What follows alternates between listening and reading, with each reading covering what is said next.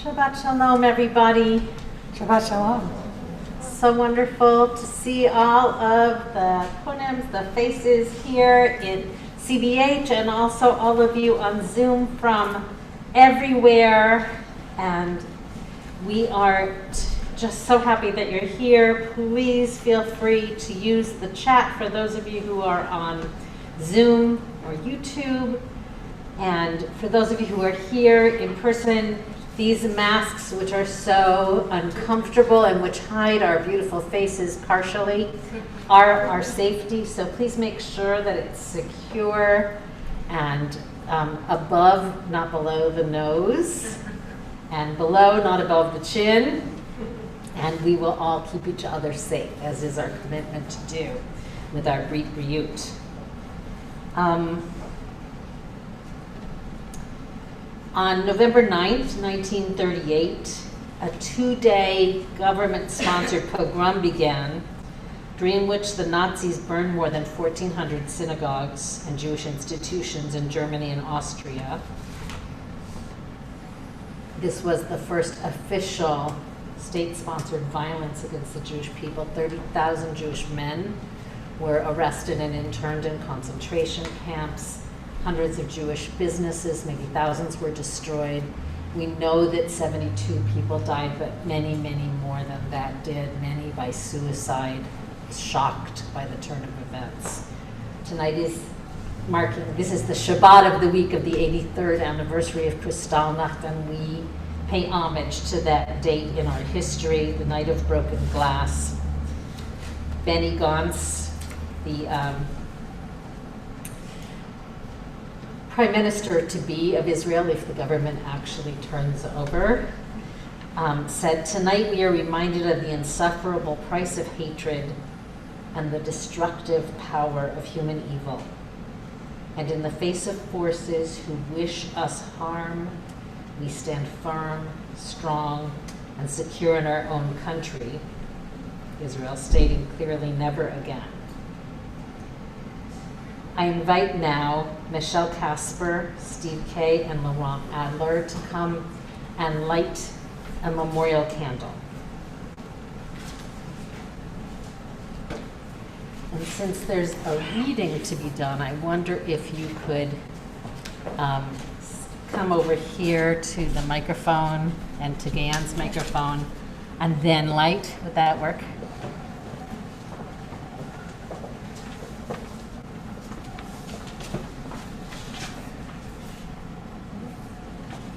May the light, should we do it together? Candle remind us of Kristallnacht, 1938, when the forces of darkness overcame the forces of light, because too many people stood idly by as hatred reigned.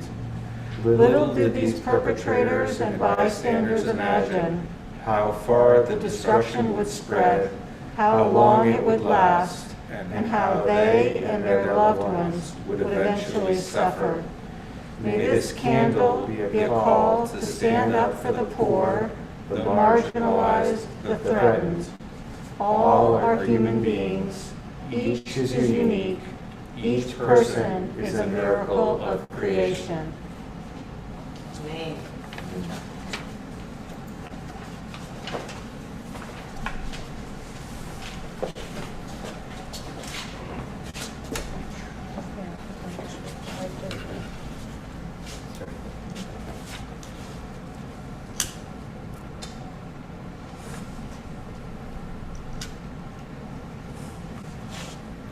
I think the Shabbos candles are going to be other lighters. Thank you.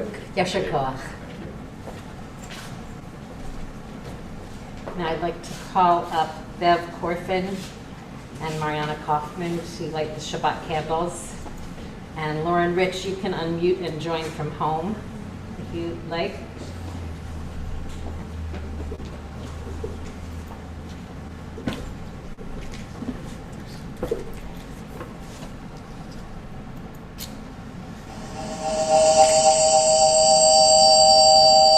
That's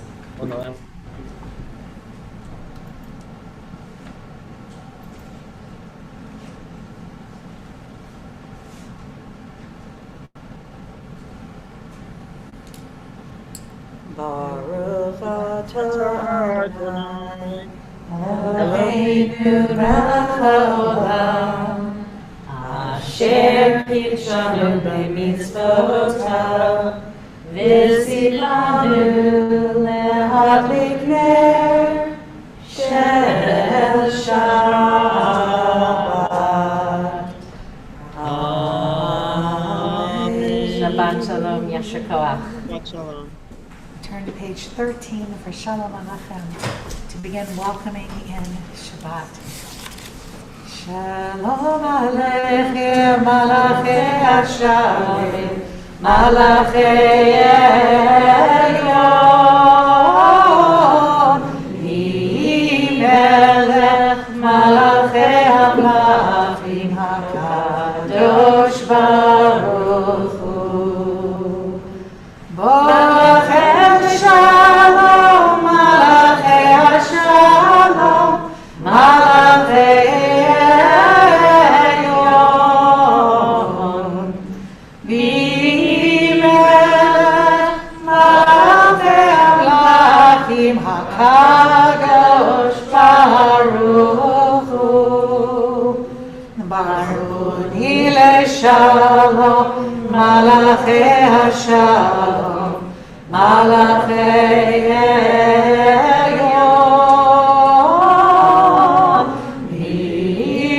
V'melech Malachei HaMelachim HaKadosh Baruch Hu. Sechem Shalom, Malachei Hashalom, Malachei Elyon,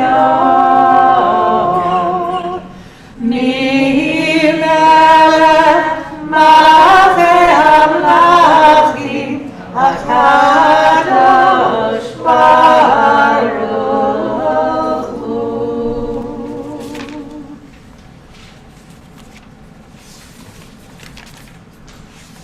L'chadodi, we'll find on page 41. L'chadodi likrat kala, penei Shabbat nekabela. L'chadodi likrat kala, penei Shabbat nekabela. Shamor v'zachor b'dibur echad, Ishmianu elam yuchad, Adonai echad, U'shemo echad, L'shemo tiferet veli, Tila lecha, Dodi likrat kala, Penei Shabbat nekabela, Lecha Dodi likrat kala, Penei Shabbat nekabela, Likrat Shabbat lechu v'necha, Ki himgo ha'bracha, Merosh mikedem nesucha, Sof ma'aseh b'chafat tchila, Lecha Dodi likrat kala, Penei Shabbat nekavela lecha dodi likrat kala Pnei Shabbat nekavela Hitoreri Ki va'orech kumi ori Shir daberi Kevod Adonai alai Dikla lecha dodi likrat kala Pnei Shabbat nekavela lecha dodi likrat kala Pnei Shabbat nekavela Yamin u'smol tifrotzi Ve'et Adonai taritzi Al yad ish ben parzi V'nizmecha v'nagila Lecha dodi likrat kala Pnei Shabbat nekavela Lecha dodi likrat kala Pnei Shabbat nekavela Boi v'shalom ateret bala Gam nesimchola Toch emunei ansedula Boi chala Lecha dodi likrat kala Pnei Shabbat nekavela Lecha dodi likrat kala Pnei Shabbat nekavela.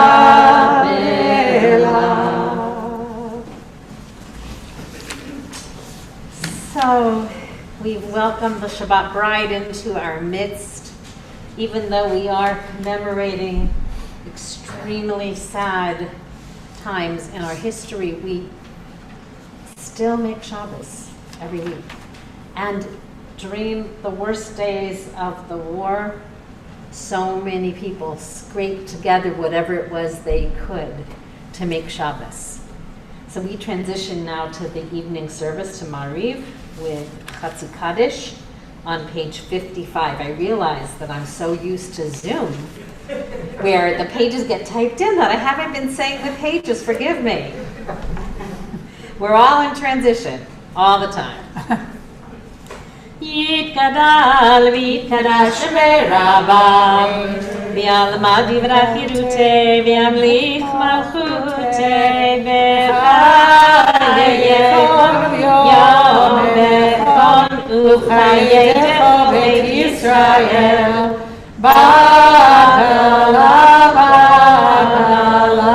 u'vizman kari v'meru amen Yehesh me'aba mevorach le'ala me'almaya yitparach yitparach v'ishtabach v'yitpar v'yituamam v'yitnaseh v'yithadar v'yithale v'yithalal shemei dekudesha le'ila min kol birchata v'shirata Tush bechata v'lechem Damira mi'ama v'imeru amen. We continue with Baruch Hu, page 57. If you're comfortable rising in body, please do so, but for sure rise in spirit. Yai da da yai da da yai da da yai da da yai da da yai da yai da da yai da da yai da da yai da da yai da da yai da da yai da Bachu et Adonai Hamevorach, Hamevorach.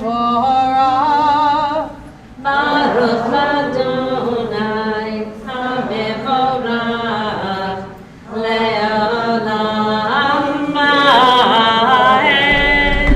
Baruch Adonai, HaMevorach, Le'olam Vaed. Ya ya ya ya da da, ya ya ya ya da da, ya ya ya ya ya ya ya ya da da, ya ya ya ya da da, ya ya ya ya da da, ya ya ya ya ya.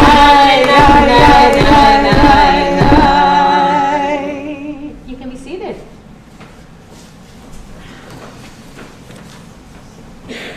So the next prayer is a prayer that talks about nature and the creation of light and dark.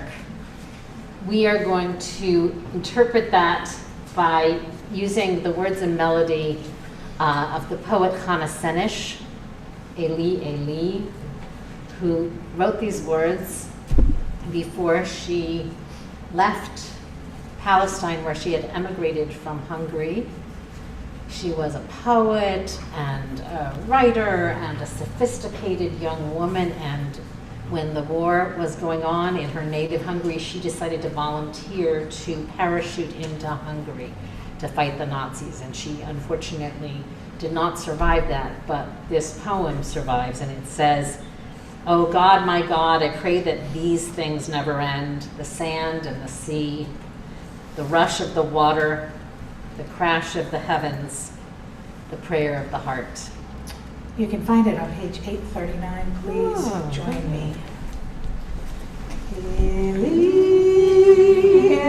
Eli, Shelo Yilameh Le'olam, Achol Ve'hayam, Rishru She'hamayim, Berach HaShamayim, Tvilat HaLev, Achol Ve'hayam, Rishru She'hamayim, Berach HaShamayim, Tvilat HaLev. Oh God, my God, I pray that these things never end. The sand and the sea, the rush of the waters, the crash of the heavens, the prayer of the heart, the sand and the sea, the rush of the waters, the crash of the heavens, the prayer of the heart. Ahavat Olam, page 59. Ahavat 63. Olam, sorry, Beit Israel. Ahavat Torah mitzvot uchim mishpatim otanu limadeta. Akein Adonai Eloheinu b'shofteinu v'chomeinu nasiach b'chuchecha ונשמח בדברי תורתך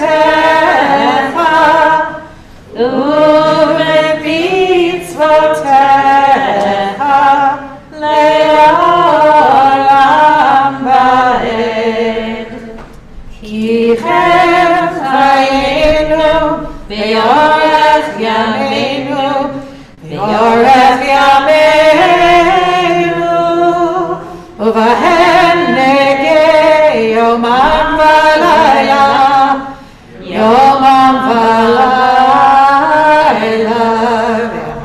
לא תצור ממנו לעולמים.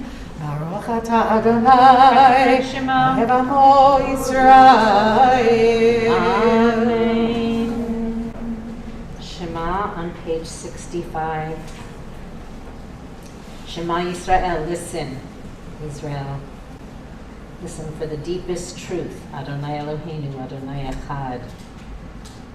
The eternal is our God. The eternal is one. Shema Yisrael. Adonai Eloheinu, Adonai Echad. Ve'ata et Adonai Elohecha b'chol lebecha u'b'chol nafshecha u'b'chol medecha ve'hayu הדברים האלה אשר אנוכי מצווך היום על לבבך ושיננת בך ודיברת בם בשבתך ביתך ובמלאכתך בדרך ובשוכבך ובתנך וקשרת מאוד ידיך והיו לטוטפות בין עיניך ובטחתם על מזוזות ביתך ובשעריך.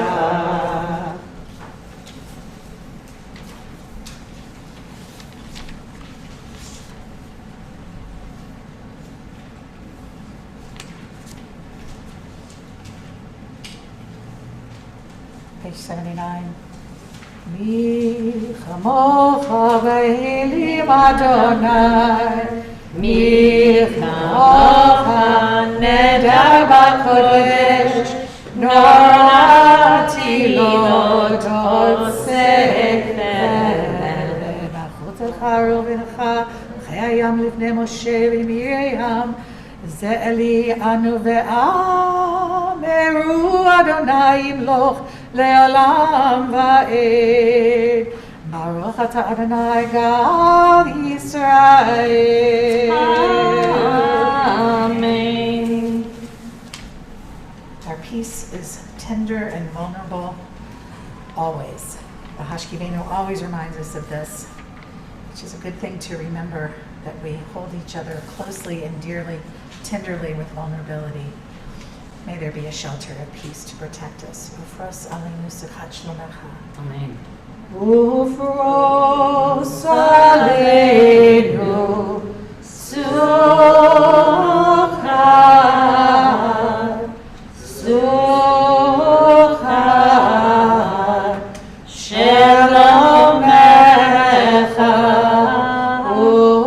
Ufros aleinu suchat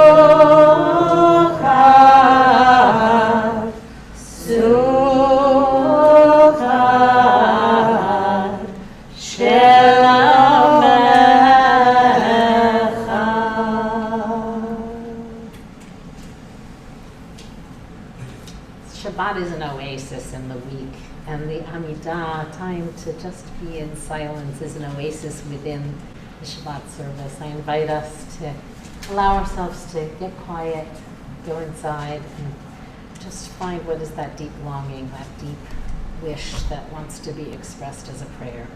If you're using the prayer book, you'll be guided by the words on pages 91 to 107.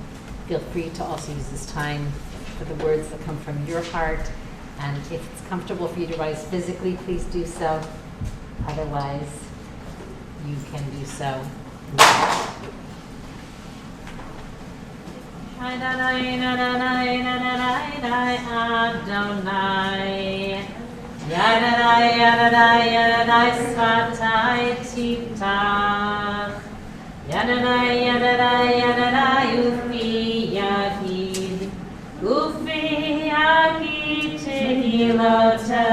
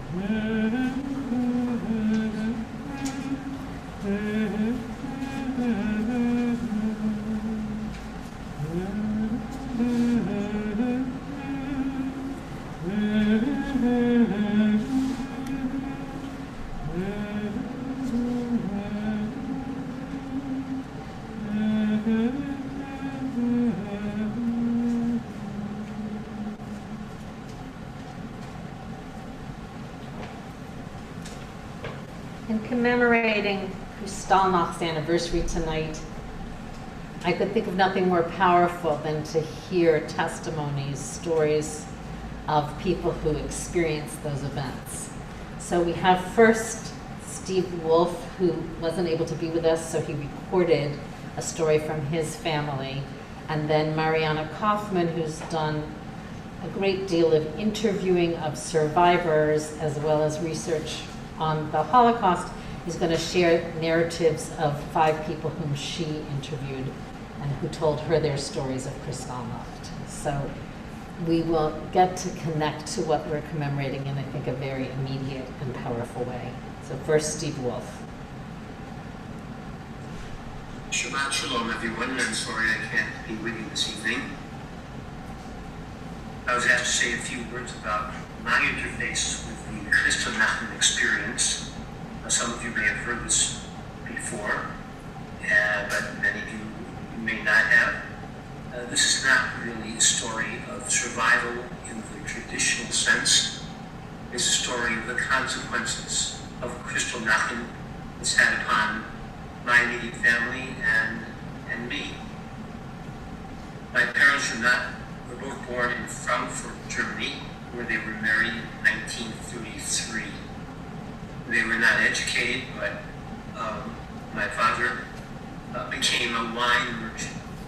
His role was to collect wines from a distillery called a sickle, and they still be there to this day.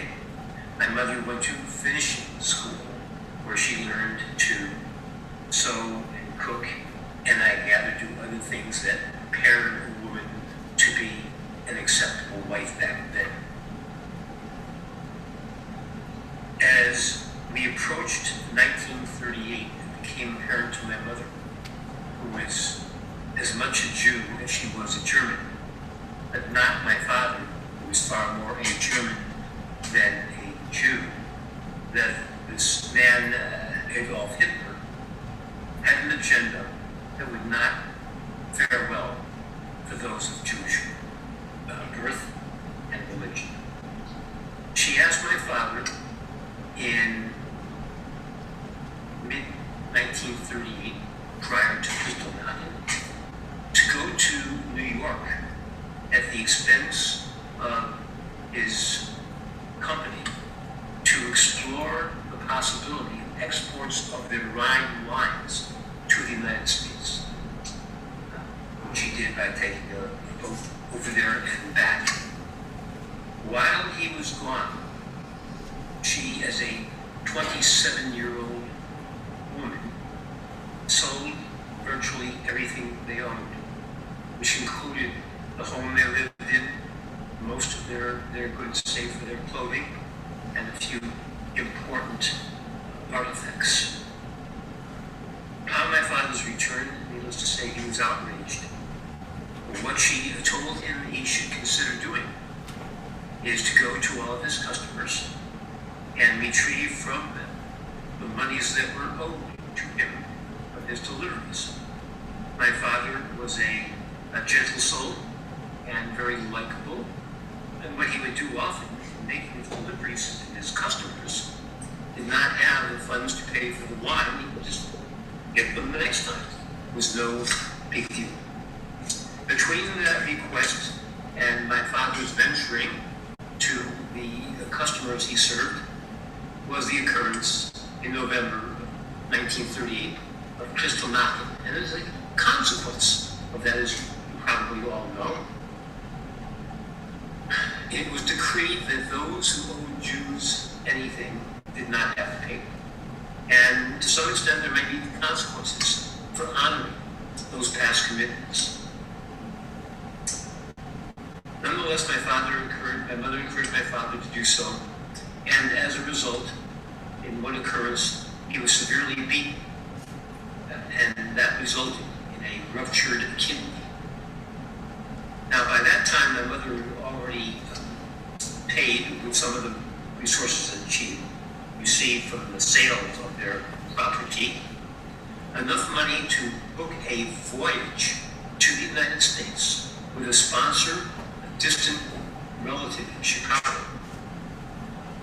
for passage from Bremen, Germany, to the United States with, I guess, the appropriate importation papers.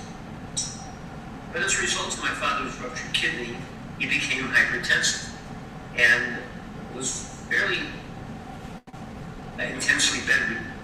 Now, back in 1938, there were no antihypertensive medications, and the treatment was rest and drinking a lot of quinine water to filter your kidneys. But in the presence of this ruptured kidney, he was extremely hypertensive. That required ambulance transport from Frankfurt to Bremen onto this boat. What my parents did, and what I would be showing you if I was with you right now, was to sequester a few of the invaluable properties that they owned, stuffed into the mattress upon which my father lay as he was transported by ambulance to this boat. Contained in that mattress are two possessions that are perhaps incredibly valuable to me. One was his tallis from his bar mitzvah in 1918, and the other was a gift, a carved silver kiddush cup given to him at the time of his birth in 1905. Those were stuffed inside that mattress. I was bar mitzvahed wearing that tallis, and at this point, my oldest son was bar mitzvahed wearing that tallis, and next year, my youngest son, grandson, my son was bar mitzvahed wearing that tallis. My older grandson was bar mitzvahed, and next year, my younger grandson will be bar mitzvahed wearing that tallis as well. So that's whole special meaning. They made it to the United States. My father underwent the surgery to remove that kidney, but it was hypertensive. Acquired a job which allowed him to sell salt-stained chocolates to workers in the greater Chicago area as they got off their shifts. Chocolate was very valuable during the war, Second World War, and that was his job. Most of the time he was spent bedridden and got up just to be able to do that particular work. They had given up on having children, and lo and behold, I was born. And at the age of 3, my father died of a cerebral hemorrhage. And my mother had to go to work and start earning some income for her own survival and mine. And that's the story for another time. Should you feel a bit sad about this, there is somewhat of a mitzvah ending to this situation. Let's fast forward from Kristallnacht to 1975 and the birth of my first child. Didn't know what the gender would be, and it was a boy. We named Yehuda ben Shmuel, Joshua, son of Stephen, after my father, Shiro, the H and the J are interchangeable. What I didn't know, and to this day my older son confirms it was not by design, he is now a transplant nephrologist, the individual who cares and oversees the activities of folks about to have kidney transplants and their post-transplant care. Quite remarkable that what he does would have saved the life of his namesake. Hope this story is is as meaningful to you as it has been to me, and it gives us hope from the past and to the future. I'm sorry that we can't say thank you to Stephen for sharing that really powerful story, but what a blessing to hear it. And now I want to call upon Mariana to share the narratives of the people that she has met.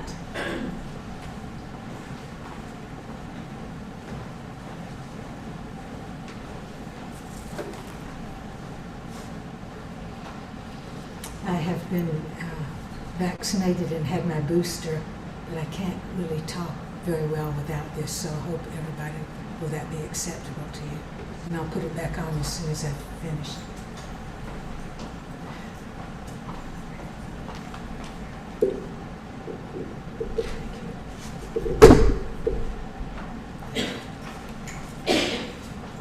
Kristallnacht.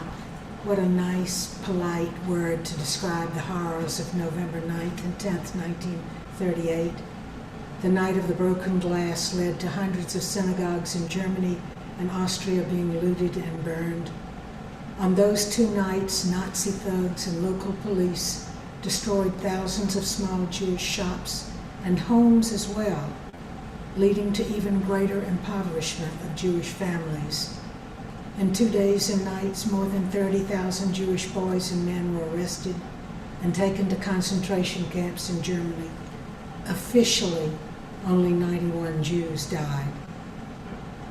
Here I want to go beyond the official facts and tell a few of the stories about these terrible days from the accounts of Atlanta Jewish survivors who were speakers at our Bremen Jewish Heritage and Holocaust Museum.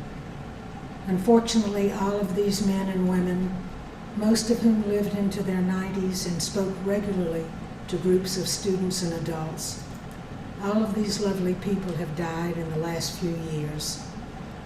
So I will do my best to tell their stories about the violence unleashed by the Nazis 83 years ago. Benjamin Hirsch, notable Atlanta architect, including of the memorial to the 6 million at Atlanta's Greenwood Cemetery, synagogue president, author of 3 volumes of memoirs, designer of the Bremen Museum. Indeed, Ben was the soul of the Bremen.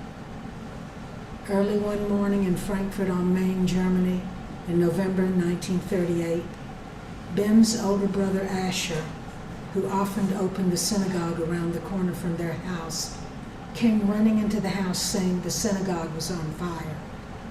Ben, 6 years old, had not been allowed out of the house for years by himself because of the dangers to Jews. Ben went with Asher around the corner and remembers the synagogue in flames, the hoodlums, his words, throwing bricks, the Torah scrolls being smashed, the police and firefighters laughing. Later that day, the Gestapo banged on their apartment door and demanded to see Ben's father, Dr. Hirsch. Ben's mother, who was holding the baby Rosalind, told them Dr. Hirsch was not there. Obviously, however, the Nazis had been watching the house and knew he was there. One of the Nazis pulled out a gun, threw the baby to the ground, and said he was going to kill each one of the 7 Hirsch children, starting with the youngest, if Dr. Hirsch didn't appear in 30 seconds. Of course, Dr. Hirsch came out of hiding immediately, was arrested, and taken away. Later they found out to Buchenwald concentration camp. He never returned. Mrs. Hirsch soon sent her 5 oldest children on a kinder transport to Paris, where the family was supposed to take them in. The 5 Hirsch children survived with other children in hiding in France for several years. Ben, the youngest, arrived in the United States at the age of 9. He never saw his mother, father, baby sister, and baby brother again. Henry Burnbury, a warm, generous, lovely man who, like Ben, did so much for so many years for the Jewish community of Atlanta. Henry, like Ben, was raised in Atlanta by loving Jewish families, just not their own. Henry finished high school and then Georgia State. He would go on to join the United States Army, participate in the landing in France on D-Day, and with his unit invade the Netherlands and liberate that country from the Germans. Henry fought in the Battle of the Bulge and other major battles in the last years of the war, helped liberate a train packed full of Jews, over half of whom were dead, and served as a translator-interrogator of Nazi prisoners. Henry's story belies the myth that the Nazis and local police at the time of Kristallnacht were not killing Jews. Jews in Dortmund, Henry's home, had experienced violence and beatings for years, and terrible disenfranchisement and poverty resulting from the Nazi laws of 1933 and the Nuremberg laws of 1935. Henry's mother and father decided that Henry, 14, an only child, had to survive. They actively tried to arrange for his going to America. One day his mother heard that a kinder transport would be leaving from Dortmund in 24 hours. Despite Henry's running a high temperature all night, his mother brought down the fever by packing him in ice. Those were his words. The next day, Henry walked with his parents to the railroad station in Dortmund. This was the end of March 1938. Many months later, after November 9th and 10th, 1938, Henry was in the United States by himself. It was then that he learned that his father had died from beatings received on 11/9. Henry was never able to find out what happened to his mother, who died some months later. Officially, only 91 people died, 11/9 to 11/10. But from the Holocaust Encyclopedia, it is estimated that probably hundreds died later from beatings received that night. And what is not often mentioned, and I quote from the encyclopedia, is that there were a high number of girls and women who were raped. Werner Spiegel.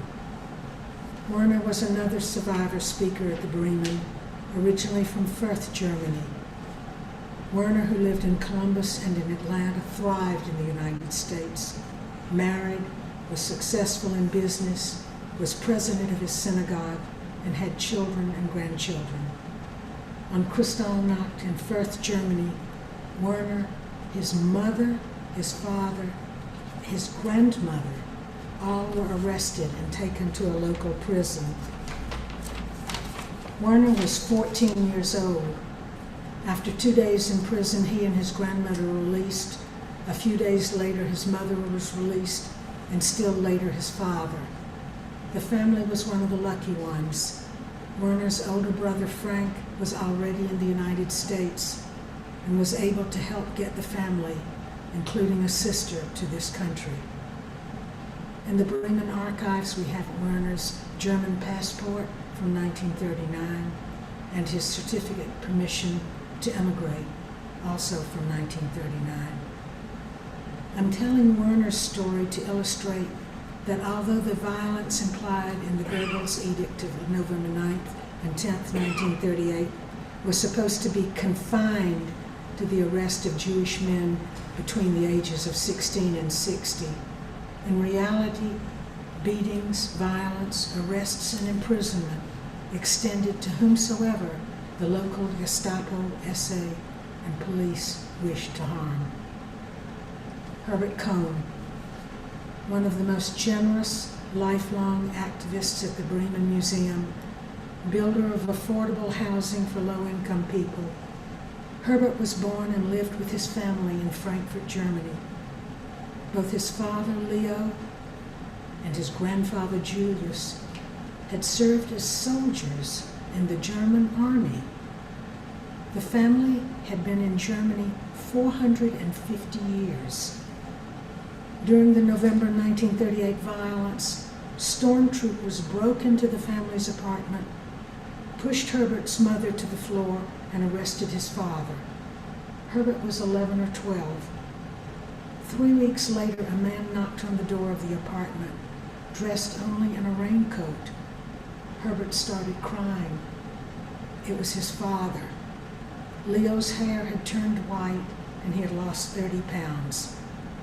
Despite orders not to reveal any of the terrible things that happened to them while in Buchenwald concentration camp, Leo stayed up the entire night telling his story. After Leo's arrest on Kristallnacht, while the father was in prison, Herbert's mother had been in touch with distant relatives in England, letting them know what was going on. She had taken Leo's passport to the English consulate in Frankfurt. This righteous man not only stamped Leo's Cohn's passport, he asked for and stamped the passports of Herbert, his brother, and his mother. The father, Leo, left for the United Kingdom the day after he returned from Buchenwald. The rest of the family soon left, one at a time, for the United Kingdom. Ultimately, the four were able to come to the United States. Leo, Herbert's father, the one who was taken to Buchenwald, was freed because he had with him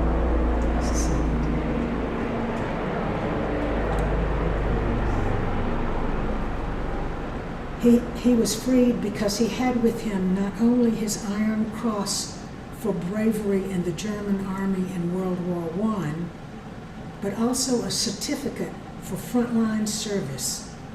At that point in 1938, some former Jewish frontline soldiers from World War I were being released from concentration camps. Helen Wasserman Spiegel, a brilliant, incisive, lovely woman, founder and longtime head of the homeless shelter for women here at Shereth Israel Synagogue. Helen, too, was a regular speaker at the Bremen. Originally from Nuremberg, Germany, she witnessed the rise of the Nazis, from thugs and bullies beating up Jews on the streets of Nuremberg, to Nazis marching as a huge illegal paramilitary organization, to their becoming an ultra-right-wing fascist political party elected to the Reichstag in 1929, to forming a right-wing coalition government in 1933. In 1937, Helen's father, a shoe salesman, had hidden and not saluted during a Nazi rally in Nuremberg. Soldiers came to the house at that time yelling for, quote, the Jew pig Wasserman, words Helen remembered. The Nazis beat Mr. Wasserman severely. At this time, the particular Nuremberg laws, which radically curtailed with whom one could do business, greatly affected the Wasserman family financially. They decided to try to leave. Not only were there a pitiful few countries which accepted Jews, but there were papers, a knee-high stack of papers, Helen would say, which had to be filled out, submitted, reviewed, accepted, stamped, etc. And should one document expire, she said, you would have to start all over. However, a very generous family in Philadelphia vouched for them, paying the equivalent of more than $30,000 in today's terms for each family member. The Wassermans obtained papers to leave and were prepared to go. On 11/9/11/10/1938, the massacre happened in Nuremberg. Their synagogue was looted and burned, shops destroyed, and Helen remembered the women kicked and beaten. The Wassermans, including the now 15-year-old Helen, had laid out all their belongings to be inspected and taxed by the Nazis before leaving. 6 drunken SA soldiers kicked down the door, ready to smash everything. Helen's mother, to Helen's surprise, told them, "Wait, you can't touch anything." She held out papers in front of the men. "See, we're under the protection of the United States government, and if you touch anything, you'll be in a great deal of trouble. The papers were, of course, in English, and Helen's mother was gambling that none of the drunken men knew the language. The men left yelling, "There are so many other dirty Jews. Why should we bother with this?" Helen's father was not home that night, but was in Munich on business. At his hotel, as he was preparing to return home, the hotel owner told him of the violence going on and the likelihood of Mr. Wasserman's arrest if he did return home. The hotel owner urged him to remain at the hotel. Mr. Wasserman stayed hidden, fed, and safeguarded in the hotel attic for 3 days. Shortly afterward, the family was able to leave for America. Helen's mother's bravery and the acts of righteousness by the hotel owner towards her father are two positive memories Helen had of the November pogrom. In summary, Ben Hirsch, the 6-year-old who saw his synagogue being vandalized and torched by the Nazis, his home invaded, his baby sister thrown to the ground, family threatened at gunpoint, and father arrested and taken away. Henry Burnbury, an only child, the 14-year-old in the United States by himself, months after Kristallnacht, hearing of the death of his father, beaten on 11/9, then later hearing of the mysterious death of his mother. Werner Spiegel, arrested and jailed at 14, his mother arrested, his grandmother arrested, his father arrested, all by the Nazis in Fürth. The little boy Herbert Cohn, 11 years old in Frankfurt am Main, the banging on the door, the mother pushed down, the father taken away, the strange man, his father, at the door 3 weeks later, the rush to get away to England, and then a year later to the United States. Helen Wasserman Spiegel, growing up in Nuremberg, the Nazis marching, her father beaten in 1937, the desperation to leave the country, the mother standing up to the Nazi thugs on 11/9, the father hiding thanks to the righteous Gentile hotel owner. Hear the myriad messages and voices of real members of our community. They urge us to be aware, to speak up, to stand up for ourselves, and to stand up for the oppressed among us. King Yehi Ratzon, let it be so.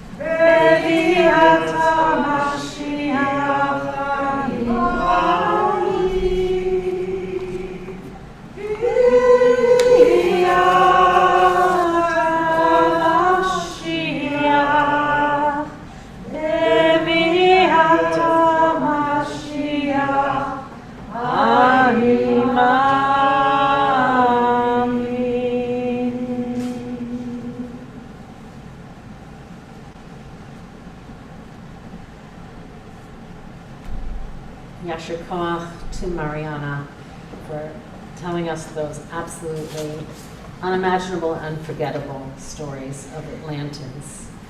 Makes it so much more close to home to be able to hear those stories and try somehow to put ourselves in their shoes, which is really almost unthinkable, impossible. Thank you, Mariana, for all that you do and withholding memory for all of us and bringing so much to us in our Atlanta community. We all appreciate you so much. Thank you, Gayan, for that beautiful animami. It was just right. There are many Yasher Koachs, Mariana, in the chat, and just so you know, on Zoom. We really, at a moment like this, need to pray for healing. Healing for those who are experiencing brokenness in whatever form, physical, emotional, societal. All of them are in need of refuah shlema, healing that brings wholeness.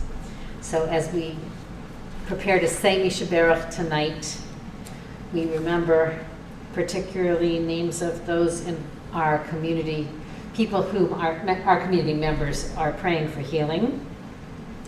We're praying tonight for Richard Adler, Richard Cohen, Jenny Williams Cohen, Lois Birch, Louis Sprick, Ellie Emmerich Hart, Jerry Falcon, Shai and Billy Nach, Cloud Baruch, Tesla Queen, Janice Blackman. We're praying for Beth Ann Budekant, Nancy Davis, Megan Redant, Pilar Barclay, Grady Floyd Adair, Eyal Schechter, Dolly Wax, Esther Myers, Jacob Gutman, Sharon Miller, Nikki Ressler, Harriet Gold, Meredith Rimmelauer, Heather Zessiger, Carol Robinson Shep, Chris Grasso, Betty Prestwood, Rosalie Levy. We pray for Pepe Lurie, Aya Awatani Weinroth, Naya Brown, Mona Lisa Schultz, Treya Caldwell, Linda Staples, Linda Fishman, Sarah Kablak, Darcy Sabat, Amy Kraft, Naomi Stauber, Glenn Podhorzer, Mark Podhorzer, Emily Green, Carla Caraballo, Sarah Griscom, and Sheila Taylor.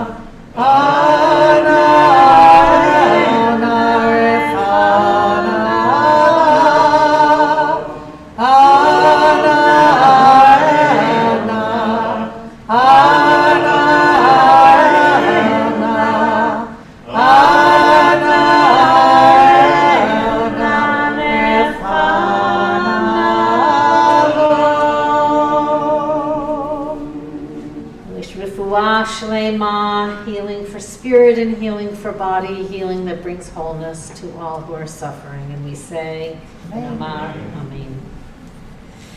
Let's read together the prayer for the end of hiding. Some version of it should be at the back of your Siddur. It might not be the current exact version, but it's close enough. And we say this as a community.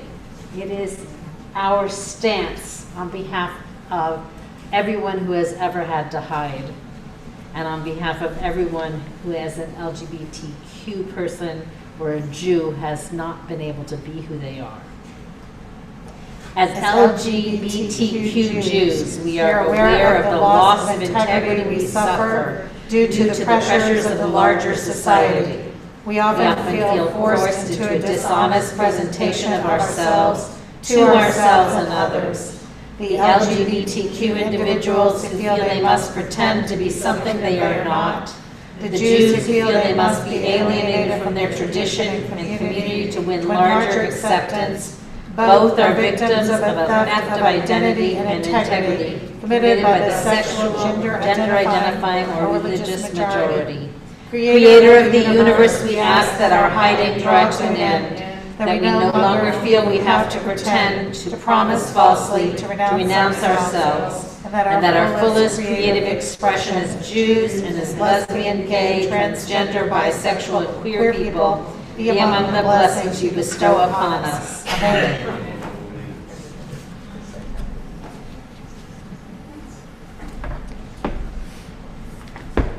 Page 121.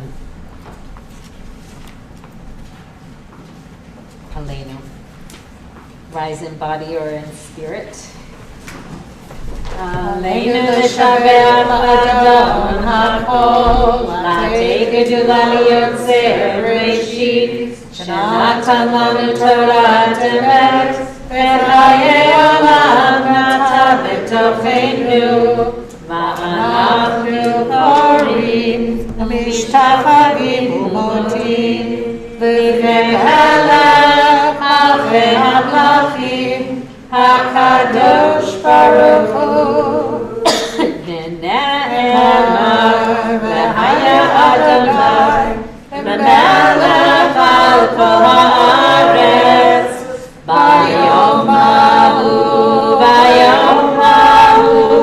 Yeh Adonai echad, U'shemo,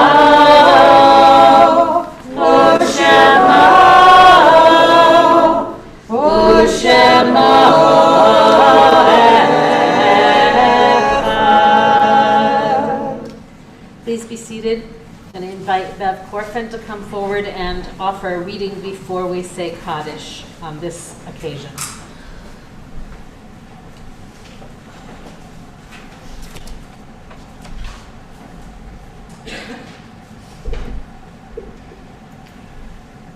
Rock of Israel, as we mark the 83rd anniversary of Kristallnacht, we thank you for the strength, endurance, and spirit of hope that has enabled the Jewish people to survive, revive, and thrive after the Shoah. May our recollection of the terror of that night of broken glass, the burning synagogues, homes, and workplaces, the women, men, and children harassed, assaulted, and killed, remind us of our sacred responsibility to nurture and nourish Jewish life today. Eternal One and foundation of all existence, as we remember the murder of 6 million Jews by the Nazis and the destruction of tens of thousands of Jewish communities, may we reaffirm our obligation as Jews to challenge anti-Semitism, racism, xenophobia, homophobia, transphobia, persecution and bigotry of all kinds, and to engage in tikkun olam, the repair of the world. And let us say, Amen. Amen.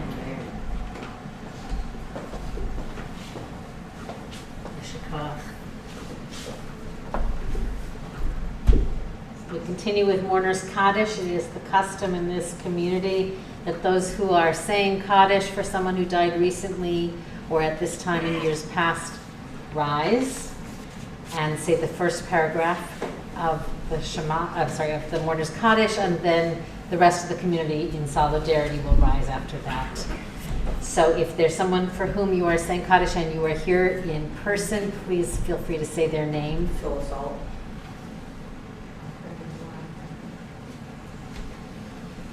those of you who are on Zoom, please feel free to put the names in the chat. Yitgadal, Yitkadash, Shemei Rabbah. Amen.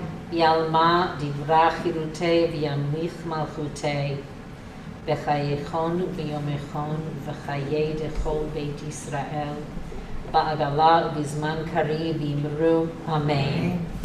Yehei Shmei Rabba Mevorach le'olam ve'amaya Yitbarach v'yishtabach v'yitpa'ar v'yitroma v'yitnaseh Yitadar v'yitaleh v'yitalal Shemei Kedusha B'richu Le'ela Minkol Birchata V'Shirata Tushbechata V'Nechemata Lamiram Be'alma V'Imru Amen Yehi Shalom Rabba Min Shemaya V'Chayim Aleinu Ve'Kol Yisrael V'Imru Amen Oseh Shalom Imramav Hu Yaseh Shalom Aleinu Ve'Kol Yisrael Ve'Kol Yoshvei Tevel V'Imru Amen. May the source of peace send comfort to all who mourn, and we say, Amen. the announcement maker par excellence, Marcy Alt, will grace us with her presence and her voice.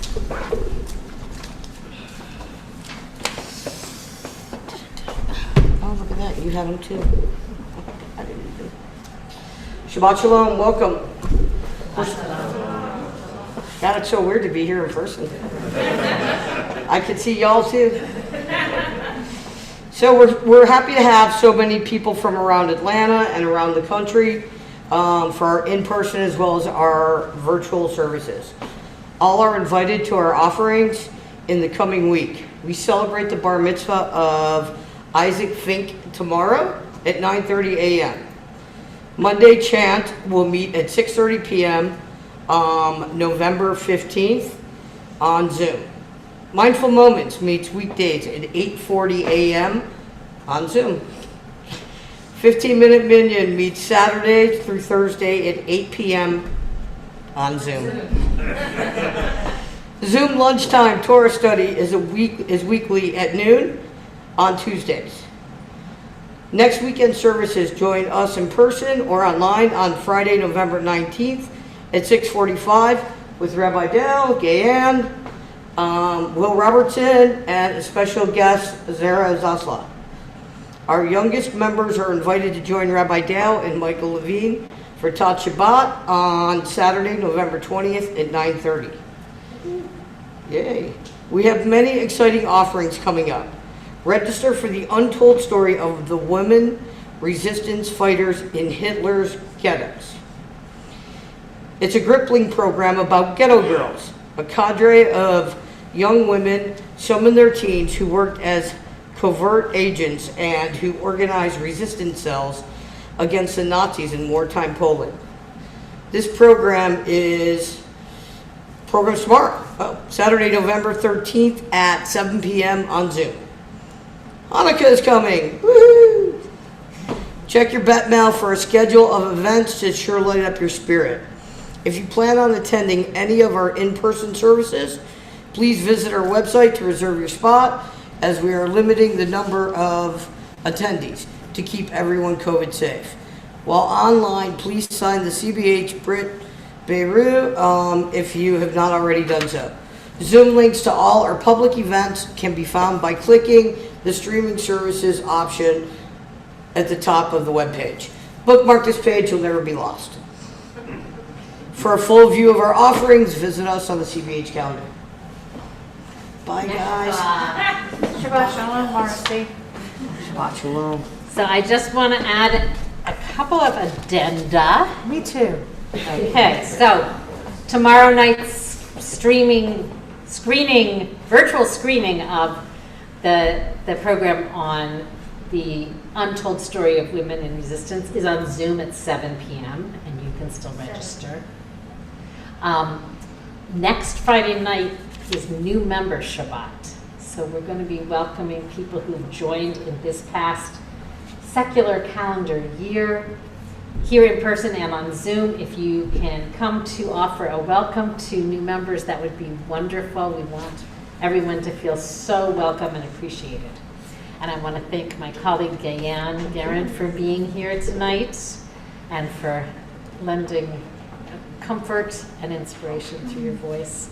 I want to thank Henry, who's our Zoom Meister tonight, and Haley, who's running around, without whom none of this would work the way it works. So thank you all. Thank you, Haley. I just want to give a little heads up about Hanukkah so that you can get a head start. December the 3rd, we're going to be at St. Bart's. That's what we're doing. And it'll be a community candlelighting, and the string ensemble is going to play klezmer pieces for us. It's going to be a really special evening, right? So I just wanted you to be tuning into that.